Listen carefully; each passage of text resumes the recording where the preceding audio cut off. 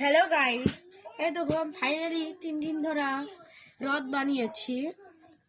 রথটা দেখতে কেমন হয়েছে কমেন্টে বলো।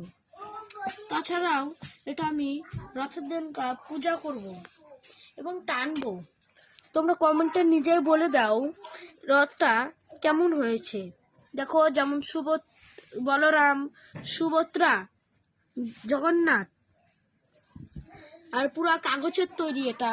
আর কাগজের তৈরি আর পিচবোর্ড দিয়ে বানানো হয়েছে। দেখো এই যে এটাও দেখো, নিচেরটা উপরেরটা পুরোই কাগজের আর এই বোর্ড দিয়ে তৈরি হয়েছে। দেখে নাও।